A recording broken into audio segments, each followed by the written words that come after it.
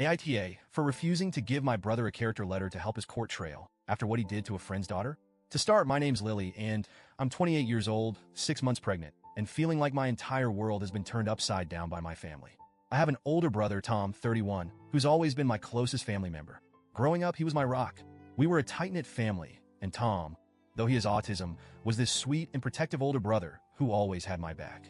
Until now, that is, what I'm about to say makes my skin crawl, and I can hardly believe I'm talking about the same person.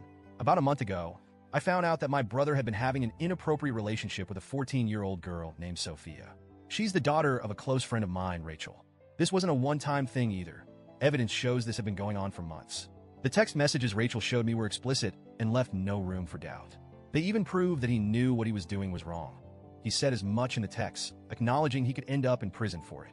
When Rachel broke the news to me, I felt my whole world shatter. I could see the heartbreak in her eyes, and I knew that I would never be able to apologize enough for what my brother had done to her family.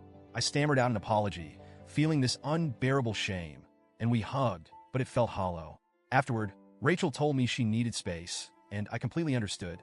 I could hardly blame her for wanting to cut off contact. Then, I had to face Tom. I confronted him, and his excuses were nauseating. He claimed he didn't fully understand, that he didn't mean any harm. But that was all tainted by the fact that he knew.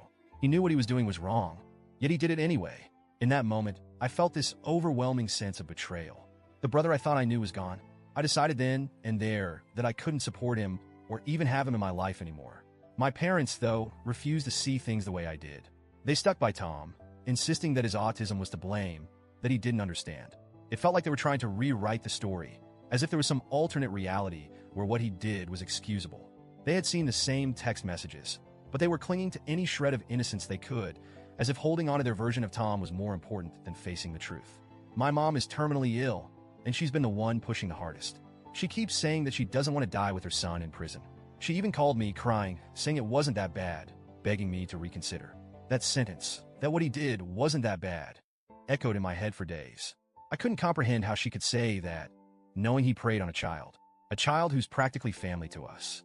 To make matters worse, Tom's lawyer approached us and suggested we each write character letters to the judge, a way to paint a full picture of who Tom is. My parents latched onto the idea, insisting it was the least we could do to help him. They wanted me to write about the Tom I used to know, the brother who used to carry me on his shoulders, who read to me at night, who was kind and protective. But how could I? I told them no. My husband was completely on my side, saying he couldn't imagine letting our daughter, who'll be born in a few months, grow up around someone capable of doing something so vile. We talked for hours trying to figure out the right thing to do. Every time I considered writing the letter, my stomach turned. The idea of pretending that he was still my hero felt like I'd be betraying not only Sophia, but my future daughter as well. My parents, though, didn't stop.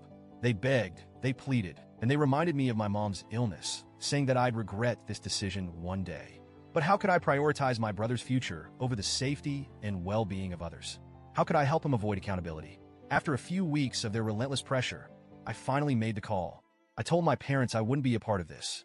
I wouldn't write a letter, I wouldn't visit Tom, and I wouldn't let him be a part of my life or my child's life. My parents were devastated, especially my mom. She accused me of abandoning the family, and in a way, I guess I am. But here's the thing. I refuse to enable my brother. I refuse to pretend he's some innocent, misunderstood person when he's hurt a child, especially a child I know and love. And I refuse to stand by while my parents try to brush this under the rug. I've since cut off my parents entirely. I want my child to grow up in a family that stands up for what's right, not one that makes excuses for something so inexcusable. It's hard. There's no other way to say it. It's gut-wrenching. I always wanted my child to have 2 sets of grandparents, but I realized that my husband's parents will be enough. We'll create our own family, one that isn't tainted by denial and excuses. As I sit here now, I feel a strange mix of sadness and relief. It's like I'm mourning the family I thought I had. I miss the closeness we shared, but I can't overlook what's happened. My only hope is that Rachel and Sophia can find peace somehow, though I know my family's betrayal must sting deeply for them. My husband has been a rock, reminding me that we're building a future based on integrity and safety for our child. I know deep down I did the right thing, even if it feels lonely right now. It hurts, but I refuse to let my child be exposed to people who would justify or excuse such behavior. I'm not sure where I'll go from here, or if my family will ever forgive me. But for the first time, I feel like I'm truly standing up for what I believe in. So, Reddit, AITA for refusing to give my brother a character letter?